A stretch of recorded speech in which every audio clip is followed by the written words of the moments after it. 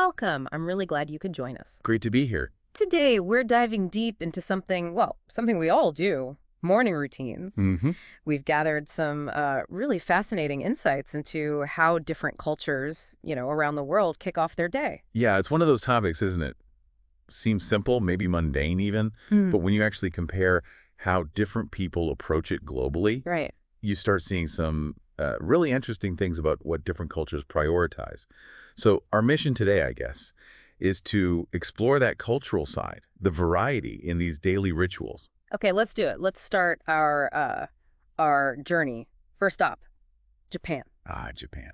What really struck me here is the emphasis on like a properly nourishing start. We're talking rice, soup, maybe some grilled fish for breakfast. Yeah, substantial. But it's not just about the food, is it?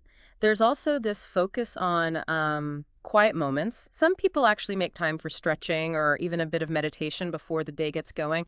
That balance is what's fascinating, I think. You've got this real intentionality around preparing and eating a proper meal, Right. which, suggests a value placed on well-being, maybe a tradition too. Yeah. But then, like you said, it's paired with this quiet, almost introspective time. Mm-hmm. It really makes you wonder if that reflects a sort of cultural appreciation for preparing both physically and mentally. That's a really good point. It's quite a contrast to where we're going next. Italy. Oh, yeah, very different vibe. Here, mornings seem much more, well, fast-paced, on the go. Definitely. Think a quick, strong espresso, maybe a sweet pastry, often just standing at the counter of a local cafe. Right at the bunko. It sounds, I don't know, efficient, but also social and kind of effortlessly relaxed at the same time. Exactly. The Italian morning, it seems to really highlight community, connection, even in that like tiny everyday interaction. Yeah. Grabbing that cafe isn't just about the caffeine hit. It's a small social ritual. Yeah. And the speed of it. Maybe that just speaks to a different rhythm of life or just a different way they weave social moments into the day's start. Okay, shifting gears again now. Let's look at Canada and the U.S. Right. Closer to home for many listeners, perhaps. Our sources suggest, well, a tendency towards a bigger breakfast, the classic eggs, bacon, toast, maybe pancakes. All works. And maybe this is telling. It seems like that first coffee often comes with checking the phone, emails, news. Yeah, that immediate dive into information, into connectivity. It's quite striking, isn't it? It is. It might reflect a cultural emphasis on being plugged in, being ready to go, ready to face the day's demands right from the get-go. Mm-hmm. You could argue prioritizes that external awareness, maybe sometimes at the expense of, a slower, more internal start. That makes a lot of sense. Okay, next up, Turkey. And this sounds particularly lovely. The Turkish breakfast, kahvaltı tea. It's legendary. The morning meal isn't rushed at all. It's presented as a time to actually sit down and talk. Yeah. We're talking like a spread, cheese, olives, cucumbers, tomatoes, with tea, not coffee usually to start. Lots of fresh stuff. Very flavorful. And crucially, it's described as a time for families to spend like a good chunk of time together, sometimes 30 minutes, maybe even more. And that really underscores the importance of family connection, shared time in Turkey's culture. It's not just about fueling up individually. No. It's about reinforcing those bonds right at the start of the day.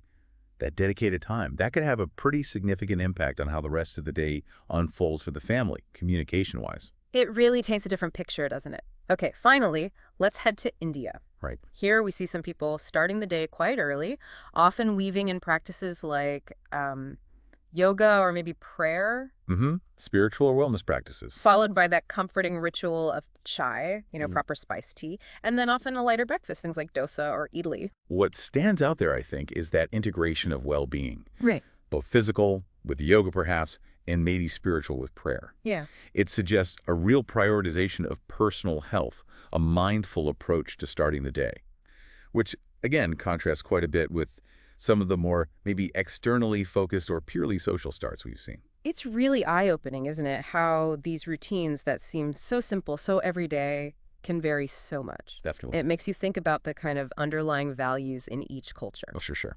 So, okay, now that we've explored these different global approaches, let's maybe dig into some of the language we actually use to talk about mornings. Good idea. The vocabulary. Yeah, we pulled out some useful vocabulary nuggets. First, the absolute basics. Wake up. That's just, eyes opening. Step one. Then get up. That's the action, actually getting out of bed. Hey. Then we have those Essential self-care bits, take a shower, brush your teeth, pretty Mm, universal. Followed by the practical stuff. Get dressed, maybe make the bed, simple things we often just do on autopilot. we do. Like you might say, I usually wake up before my alarm, or after I brush my teeth, I always get dressed. Standard stuff. And then, because it's the modern world, right, we have phrases like check your phone. Oh, yes. And very common, maybe too common for some of us, scroll social media. Guilty. You might hear someone say, first thing I do, check my phone for messages.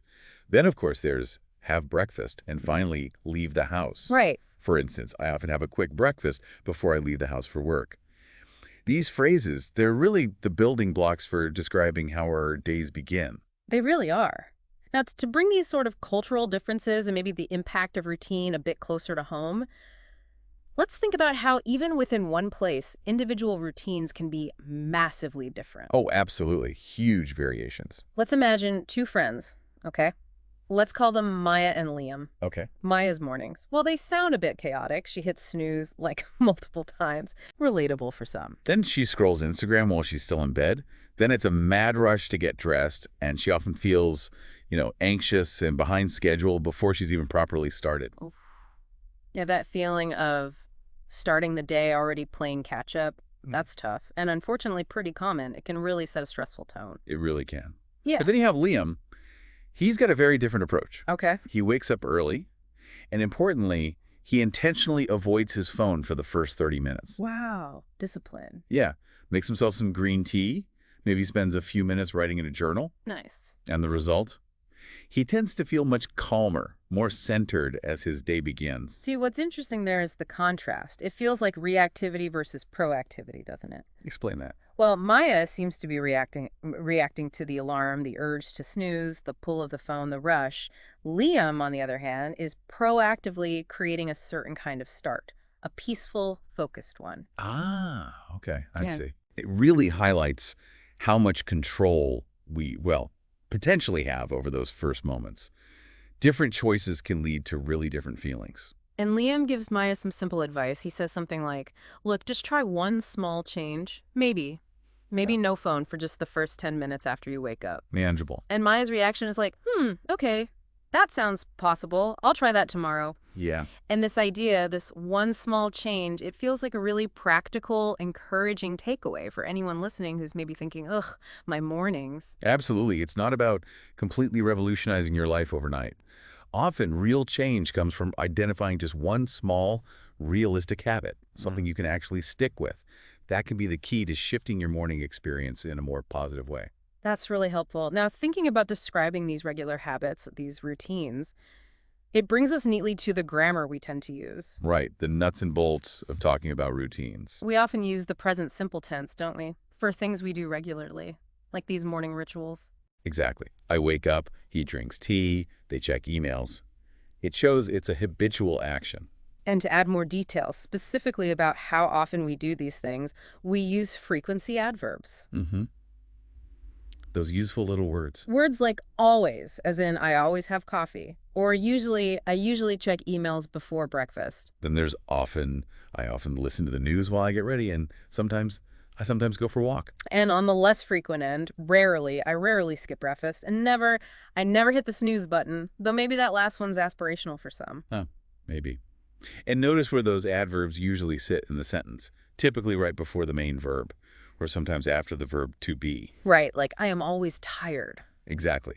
This structure just helps us communicate really clearly about the patterns in our lives, including, how often we do things in our morning routine. It gives us a framework. Okay, so as you've been listening to all this, the different cultural takes, the individual examples, maybe take a second now to just reflect on your own morning routine. Yeah, a little self-check-in. How does your routine stack up against, say, the Japanese focus on nourishment and calm, or the Italian social buzz, the U.S.-Canadian info focus, the Turkish family time, the Indian wellness practices? Are there bits from other routines that kind of resonate with you, that sound appealing? Yeah, exactly. And maybe more, basically. How does your current routine make you feel? Is it calm, rushed, productive, tired, stressed? That's the crucial question, really. How does it leave you feeling as you head into your day? And thinking back to Liam and Maya, is there maybe just one small change you might consider trying out? Doesn't have to be huge. These are really good questions for, self-reflection. Just understanding how your morning routine impacts your mood is the first step if you do want to make a change. And there was that suggestion, kind of an optional extra, about maybe writing down your routine and comparing it to one from another country. Yeah, that could be a really insightful little exercise. Hmm. Might uncover some of your own habits or priorities you hadn't even consciously thought about. Definitely worth considering. Okay, finally, let's wrap up with some fun, everyday English expressions related to mornings. Little language gems. Idioms and common phrases, yeah. First up, the classic cheerful one, rise and shine. Good morning. Time to get up. Usually said with energy. Exactly. Then maybe less cheerful for some, hit the snooze button. We all know that Oh, one. yes. Delaying the inevitable for just a few more minutes of sleep. Then there's bright and early, meaning like very early in the morning. We left bright and early to beat the traffic. Yep. And if someone says they're not a morning person, It just means they don't really like mornings. They don't feel their best then. Maybe they're a bit grumpy before their coffee. we all know someone like that. Or maybe are someone like that. Possibly. Yeah. And lastly, to start the day off right. This just means beginning your day in a good way, something positive or productive. Like having a healthy breakfast, or maybe getting some exercise in, setting a good tone. Exactly. These little phrases, they just add a bit of color to how we talk about mornings, right? Yeah, they're super common. You'll hear them all the time. So as we bring this depth dive to a close then, let's just quickly recap. We've taken a bit of a world tour looking at different morning routines. From Japan to Italy, Turkey to India, North America. We've picked up some key vocabulary for talking about our own mornings, considered those contrasting styles like Maya and Liam's. And that power of one small change. Right. Touched on the grammar we use, the present simple and frequency adverbs, and learned some of those common morning expressions. So you've really engaged with a pretty universal daily experience, but from lots of different angles. And stepping back from it all, it does make you wonder, doesn't it? What's that? Could these routines, these seemingly personal ways we start the day, could they actually be reflecting something deeper, like hidden cultural values or priorities that we don't even consciously think about? That's a fascinating thought. Like maybe the focus on efficiency here or connection there or mindfulness somewhere else, maybe it offers a subtle window into what a culture really values deep down. Yeah. It's definitely something interesting to mull over, perhaps as you start your own day tomorrow. Food for thought. Absolutely. Well, that wraps up our deep dive for today. We really hope it's given you some interesting things to think about.